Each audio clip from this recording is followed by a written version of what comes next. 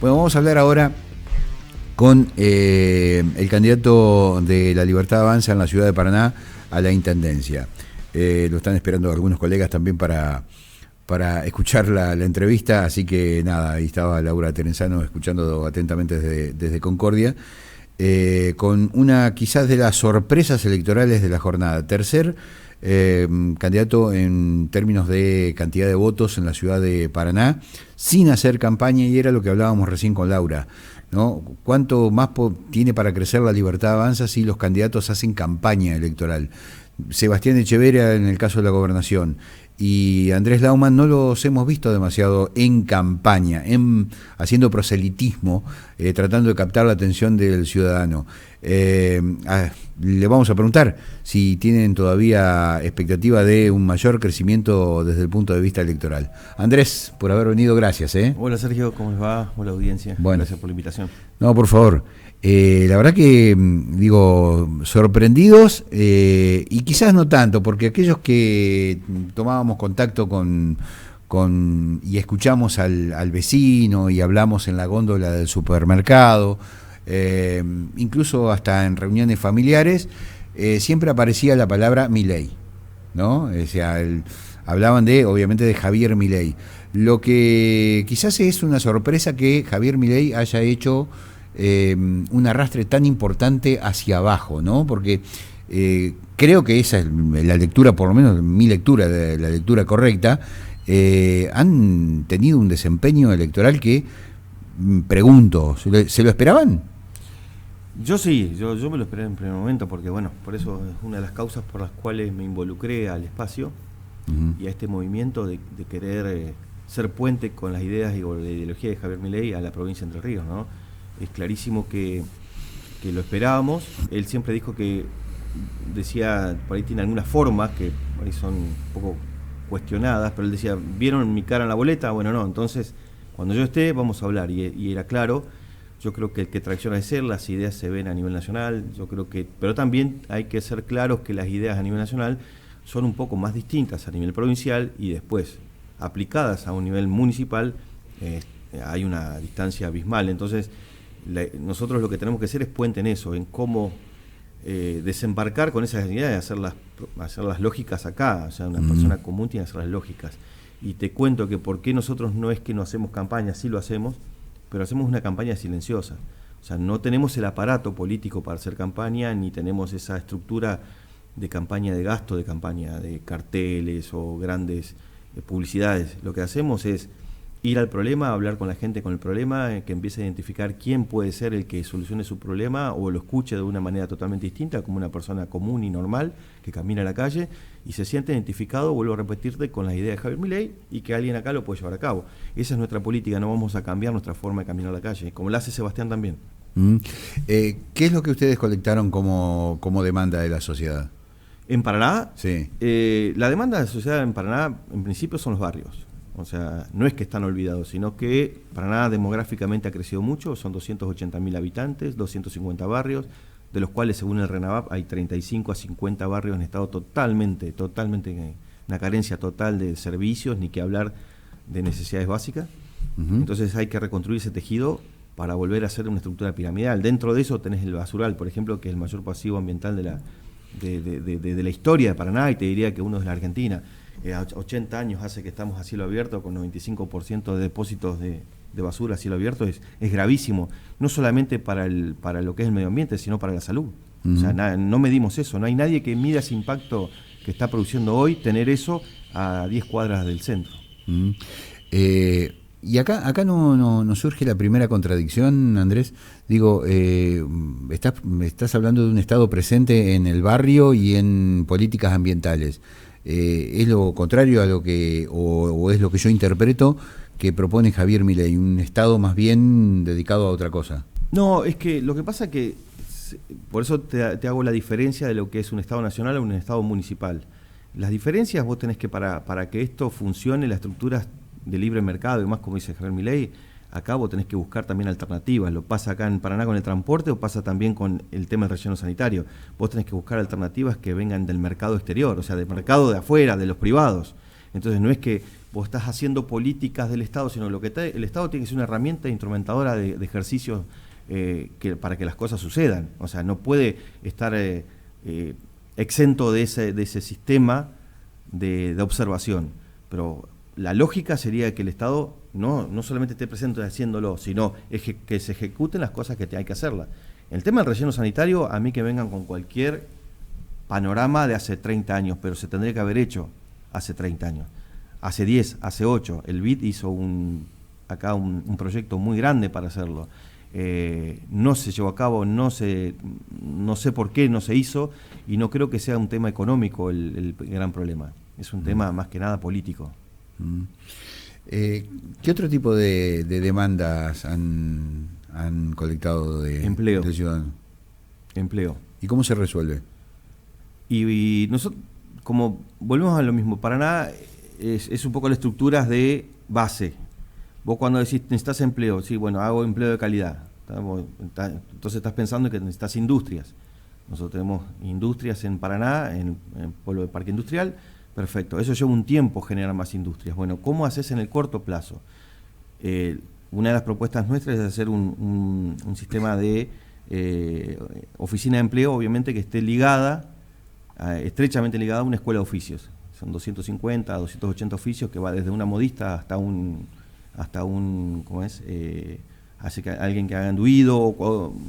Sí. Hay 280 oficios, 266 oficios creo que teníamos anotados, de las cuales generas un empleo directo con sistema de calificación, que eso es lo que necesita, o sea, conectar al común de corriente que va en colectivo, lo que sea, que es otro problema, pero que tenga esa posibilidad de la changa diaria o del trabajo diario, ¿no?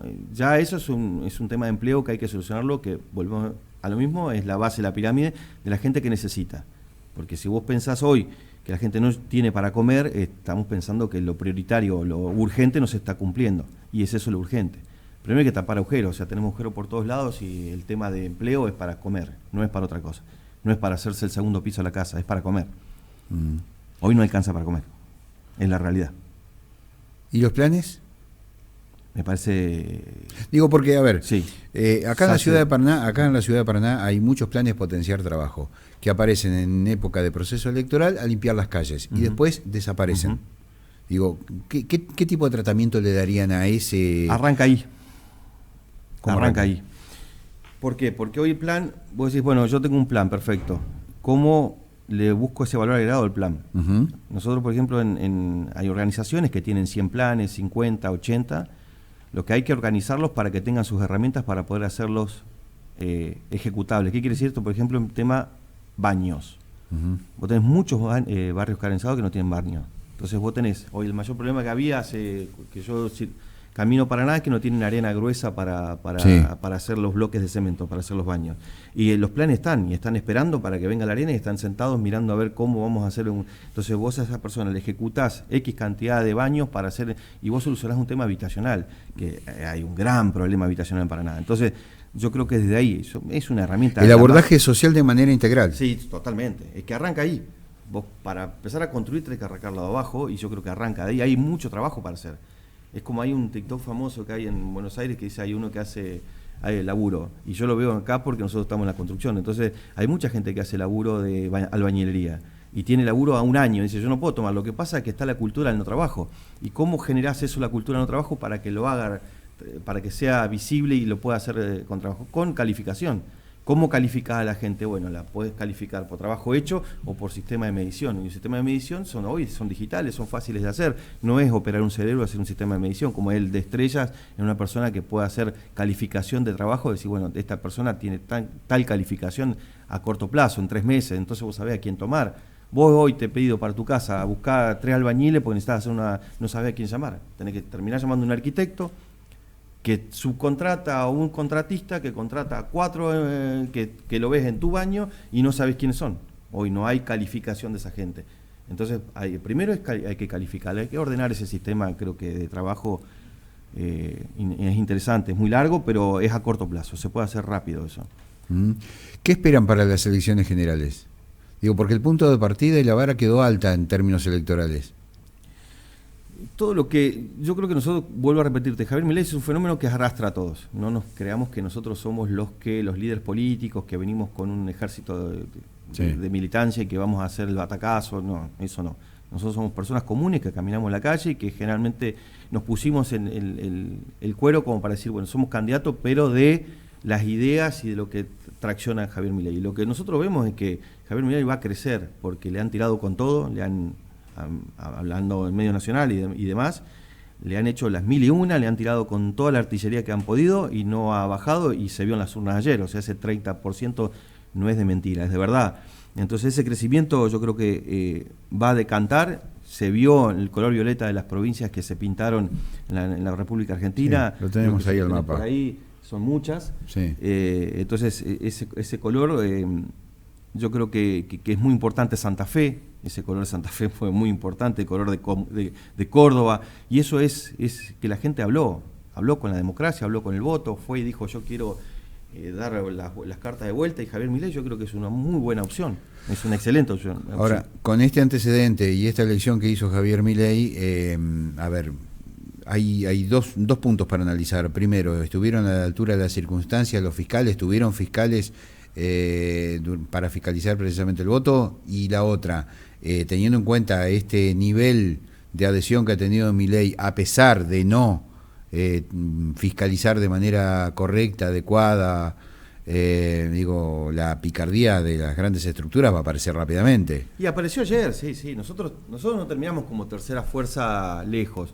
O sea, con 23.000 votos, los dos, 23 y 23.800 y 23.200, nosotros terminamos con 21.800. Y dentro de eso sin fiscales, porque no lo tuvimos, porque la gente terminó fiscalizando. Nosotros no tenemos dinero para pagarle a los fiscales. O sea, fueron todos jóvenes que por primera... El 80% de otros fiscales ayer, de 140 fiscales, eran jóvenes de 20 años, de 19, 17... sin 21. Experiencia en el sistema electoral. Sin experiencia, con miedos, entraban y temblaban, tenían 9 mesas para fiscalizar, 7, ayúdame, esto, venía. Y hubo prácticas que vos sabés bien que en la política, yo no lo conozco, pero ayer me di cuenta de muchas prácticas que no tienen que ver con lo ilegal, sino tienen que ver con las prácticas, digamos, tradicionales de la política, que son pesadas para un chico de esa edad. Y bueno, ayer se vio muchísimo, y bueno, era como una puesta a punto de los autos, es decir, bueno, salimos a dar una vuelta previa. Para la próxima vamos a mejorar eso, que es creo que el punto débil que tenemos, que es fiscalizar y cuidar el voto nuestro, que como bien estuvo el antecesor de la nota, a nosotros nos pasó parecido, no nos quejamos, no salimos porque culpa por ahí un poco nuestra de no hacer mucho foco en los fiscales, nos cuesta, no tenemos esa gran estructura tanto de plata o de demás para hacerlo, así que bueno, hay que mejorar ahí. Bueno, y ahora la pregunta para distender la charla. Sí. ¿En el batimóvil o en un monopatín eléctrico? No, ahora vamos a hacer la campaña en monopatín, en monociclo eléctrico. Vamos a recorrer en todo Paraná con monociclo eléctrico, así que va a ser una novedad, eso sí lo voy a hacer, porque aparte soy el propulsor de la movilidad eléctrica, o sea, que lo bueno, igual Paraná, ese es otro tema, no está pensada... para ese tipo de movilidad, claramente. No está pensada por el ancho de las calles, sí. ¿no? No se puede hacer bicisendas, o sea, hay que repensar Paraná de un circuito de traslado de vehículos. O sea, vos tenés 2 minutos más, te cuento un poco cuál es la propuesta hay que hacer centro de traslado en Paraná. O sea, el 50% de lo que ingresa a Paraná en tema laboral, que es lo que ves en los colectivos, que es otro gran tema que tenemos para hablar bastante, viene de afuera, viene de Colonia Avellaneda, Oro Verde, San Benito. Son gente que viene a trabajar a Paraná. Ese 50%, que son 70.000 habitantes, es poco para el sistema de transporte. Entonces, ¿qué pasa? Genera que al no tener también un sistema medido de estacionamiento, viene todo el mundo en auto. Más los controles que vos tenés en moto, que más o menos tenés que tener hasta el ADN de tu abuela, de tu bisabuela para andar en moto, genera que también las motos sean incautadas. Bueno, estamos con un grave problema de movilidad. Eso es lo que hizo que Paraná se llene de autos. Acá yo quería estacionar, no tenía lugar para estacionar acá, y estábamos fuera de un ejido normal de céntrico. Entonces está el problema ese, que todos nos estamos movilizando en auto.